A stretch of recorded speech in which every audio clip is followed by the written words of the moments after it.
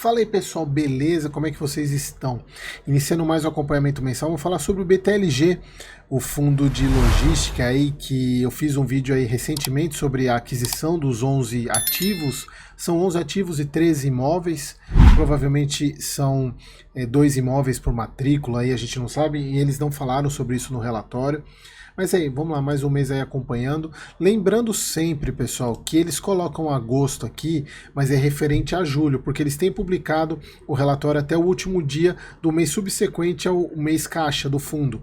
Então, eles pagam, obviamente que, na verdade, o mês competência, desculpa, o caixa é agosto, quando eles recebem, quando você recebe o dividendo, porém, o mês competência é julho, tá? Então, assim, foi um dos pedidos que a gente batalhou bastante para o BTLG e o BTG, como de maneira geral, trazer de informação, e eles fizeram isso, né? Então, mais um mês aí trazendo o relatório no mês caixa, tá ok, embora seja no último dia, mas tá valendo. Então o fundo pagou 76 centavos, manteve os mesmos rendimentos dos mesmos meses anteriores aí, continua com os 22 imóveis, obviamente ainda não tem nenhuma, não entraram porque ainda está em diligência, na verdade não diligência, mas é aprovação do CAD, a gente já vai falar um pouco sobre isso, mais um mês aumentando investidores aí, já chegando nos 400 mil investidores, né, até pelo crescimento que o fundo está tendo. Aqui é a nova cara do relatório, cada mês eles vêm melhorando e mais um mês eles colocaram aqui, olha só, com o objetivo de aumentar a transparência, né, eles colocaram, incluímos no relatório gerencial deste mês uma página dedicada aos indicadores do fundo desde a sua transformação em BTLG. Bem bacana, lembrando que o BTLG ele não começou como BTLG, ele era o fundo da TRX, se eu não me engano, agora eu não lembro de cabeça qual era, e aí houve uma troca da gestora e o BTG assumiu esse fundo, foi em 2019, acho que se eu não me engano. Resultado, agosto pagou 76 centavos. Aqui eles colocam que a DRE apresentamos o lucro projetado de 1,40, referente às parcelas em aberto de venda em curso, que inclui o BTLG São Bernardo, Santa Luzia e o BTLG GRU. Para o recebimento nos próximos meses, temos uma projeção de lucro na ordem de 42 centavos. Então não houve nenhuma alteração na carteira de inquilinos do fundo e a taxa de vacância permanece em 2%, concentrada em Cabreúva e em Jundiaí. E aqui a questão da alocação de capital, que o fundo anunciou a assinatura do contrato de 11 ativos, 541 mil de ABL, no valor de aproximadamente 1,8 bi. Sendo aquela operação Sales Finance, né, de pagamento de 65% à vista e 35% um ano e meio depois. E aí, falando sobre o cap rate da compra, né, 9,5, um baita cap rate, preço por metro quadrado de 3,250. Eu já falei bastante sobre isso no vídeo, não vou detalhar aqui falando da Sales Finance, né, financiamento pelo vendedor, onde você tem um retorno, um yield, né, altíssimo nos primeiros 18 meses, principalmente porque, sempre lembrando, por que isso acontece? Você tem o caixa rentabilizando, ele está gerando receita porque ele está investido no CDI. Quando o fundo faz esse tipo de compra, ele pega uma parte do caixa, compra o ativo, em vez de usar o caixa todo, porque ele não comprou 100%, ele está pagando 60%, ele tira os 60% e paga.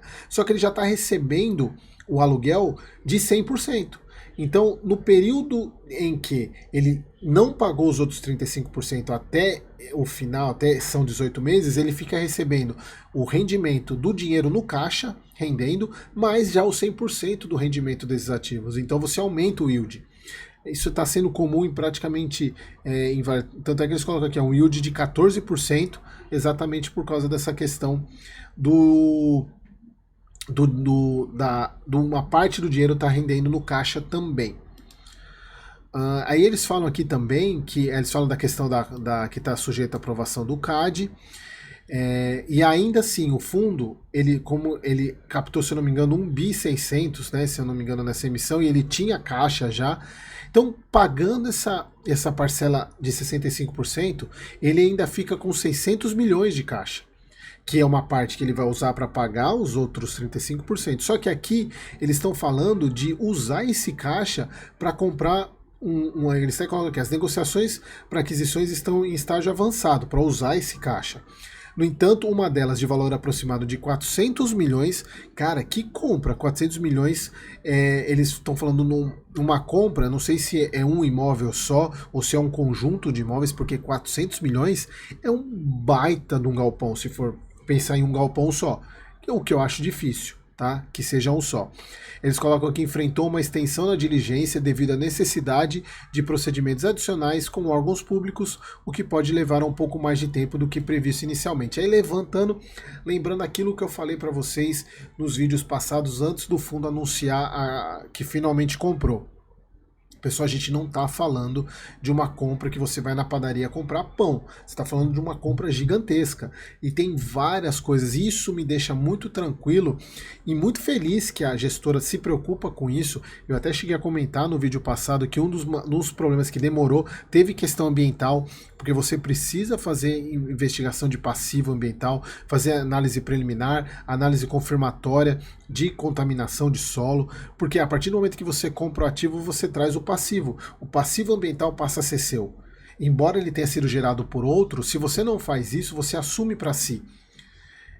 Então, é muito importante esse tipo de diligência, demora mesmo, dependendo do tamanho do terreno, é uma investigação demorada, porque eu trabalho com isso, inclusive. Então, é demorado, então muito bacana que o BTLG, e ele vem e compartilha isso com a gente. Mas aqui, como ele falou órgão público, a gente não sabe, tem vários tipos de demandas de órgão público, desde ambiental, a parte de alvarás, a parte de secretaria de obras, tem várias coisas aqui que ele não fala aqui, mas obviamente que tem tudo isso atrapalha a negociação, mas é entendível, né, plausível.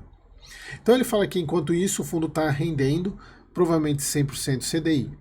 E aqui eles colocam: a intenção da gestora é revisar as projeções de rendimento com a alocação da 13ª emissão, eles vão atualizar isso assim que as estratégias forem concretizadas.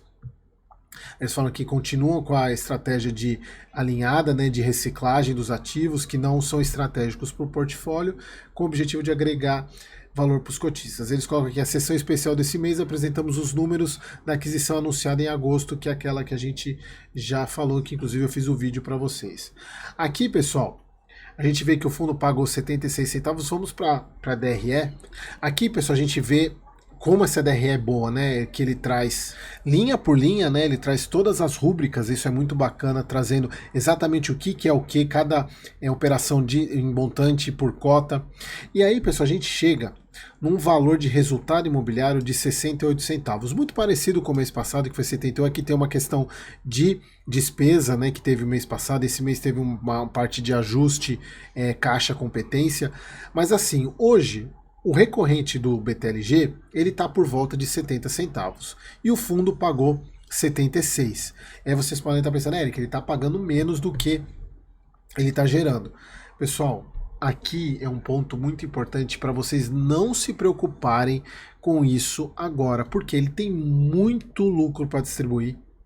Ele tem lucro de vendas que ele está fazendo, vendas que ele já fez, sem contar, pessoal, quando a gente está falando de uma movimentação desse tamanho, o recorrente, para refletir isso, demora, não é de uma hora para outra. Então, não se preocupem, porque eu já vi pessoas falando: poxa, mais um mês o fundo gerando resultado, andando de lado, resultando abaixo do que ele tem pago, do que ele paga. Pessoal, isso é normal, ainda mais num fundo desse tamanho, com as compras que ele está fazendo.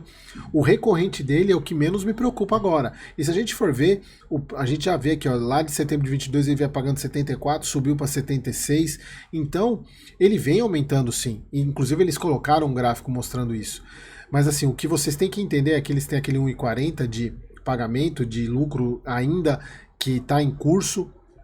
Então o fundo tem não recorrente para manter o dividendo alto, mas o que é mais importante aqui é que ele está apenas, se a gente for pegar na média, apenas 6 centavos do recorrente porque ele está pagando. Então a chance do BTLG nos próximos anos em aumentar consideravelmente o rendimento é muito grande. Então lembre-se desse vídeo, dessa fala que eu estou falando, e voltem para me cobrar daqui uns 2 anos. Voltem para me cobrar aqui. Bom, aqui a parte de receita de locação não mudou nada em relação ao mês passado. Aqui a vacância que continua em 2%, sem problemas nenhum. Aqui o histórico de vendas, né? Venda total de 713, 463 em andamento, 4,11 de lucros com cotas em vendas. Então tem bastante coisa, bastante lucro para destravar aí, para manter. Aqui a evolução que eles fizeram, né? O novo indicador, olha só. Lá de janeiro, aqui em abril foi quando. Aqui é antes BTLG, aqui é novo, aqui é antes BTG, depois BTG. E aqui a gente vê, né? O fundo pagava, é nítido a distribuição, como ela vem aumentando. Obviamente ela deu uma reduzida aqui, porque ela chegou num valor muito interessante de pagamento. Aqui a evolução da liquidez do fundo, número de cotistas, rentabilidade, bem bacana essas comparações. Aqui aquele clássico, né, mostrando a participação dos imóveis dentro do raio 30 e raio 60 de São Paulo, todos os imóveis do fundo. Resumo dos ativos, que eles trouxeram isso a partir do mês passado e estão mantendo, isso é muito bom de você ver. Cronograma, né, do fundo, a alavancagem dele super tranquila. Aqui a gente vê que aqui é um ponto importante, que eu não tinha falado isso no mês passado e falo agora.